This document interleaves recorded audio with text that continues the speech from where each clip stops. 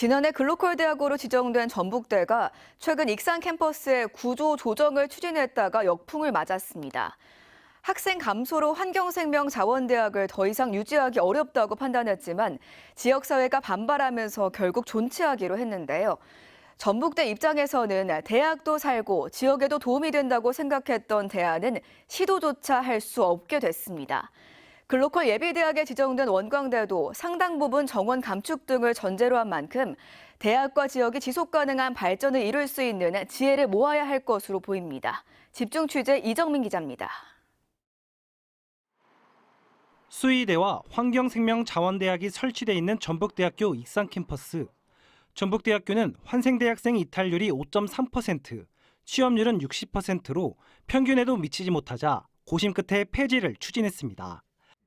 하지만 지난달 23일 정원율 익산시장과 국회의원 당선자들이 환생대 존치를 촉구하며 반발하자 상황이 달라졌습니다.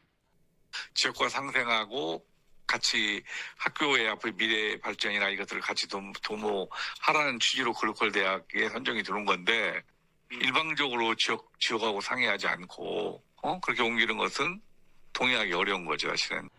전북대로서는 글로컬 대학 사업의 첫 단추인 환생대 개편부터 차질을 빚게 됐습니다. 문제는 지역의 특성을 살려 익산 캠퍼스를 수의대를 중심으로 동물의약품 산업의 거점으로 만들겠다는 계획도 표류하게 됐다는 겁니다. 당분간은 유휴 건물은 없는 상황이고 그런 계획과 펫바이오나 동물의약품 중심으로 캠퍼스를 특성화하려던 계획은 조금 더 뒤로 좀 미뤄지거나 지금 지연될 가능성은 현재 좀 높습니다. 익산 정치인들은 환생대를 존치시켰다고 큰 응원을 받았지만 동물의약품 산업의 거점을 만드는 계획보다 환생대 존치가 익산을 위해 더 나은 선택인지는 의문입니다. 대학 입학 정원이 올해 43만 명에서 2040년에는 26만 명으로 줄어들 것이라는 전망까지 나오면서 이제 대학 구조 조정은 선택이 아닌 필수가 된 지 오래입니다. 정부의 재정을 지원받기 위해선 신입생과 재학생의 충원율, 취업률 지표가 가장 큰 비중을 차지하기 때문입니다. 대학 입장에서는 학생들에게 외면받는 학과의 개편 없이는 미래를 장담할 수 없는 상황. 지역 사원업과 연계한 오히려 인력 배출을 강화하는 쪽으로 가기 때문에 대학의 이제 전략 방향이 조금 바뀐 거라고 볼 수 있습니다. 현 정부가 1,000억 원의 재정 지원을 내걸고 추진하는 글로컬 대학 역시 대학 간 통합과 입학 정원 감축, 학과 간 벽을 허물기 위한 자율전공 확대가 골자입니다. 글로컬 대학이 되지 못하면 대학의 미래를 장담할 수 없는 만큼 이미 선정된 전북대는 물론 원광대학교도 최종 관문을 통과하려면 뼈를 깎는 체질 개선은 피할 수 없습니다.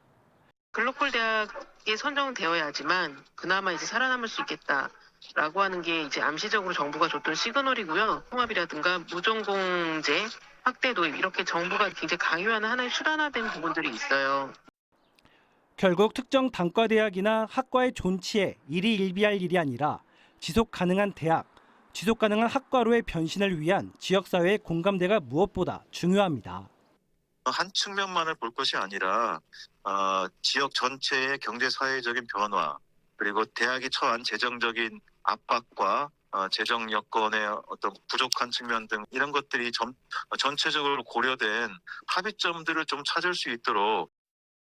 이번 전북대 사태에서도 확인된 것처럼 대학과 지역사회의 소통 역시 중요합니다.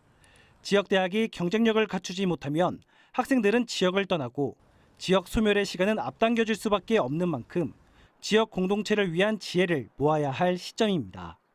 JTB 뉴스 이정민입니다.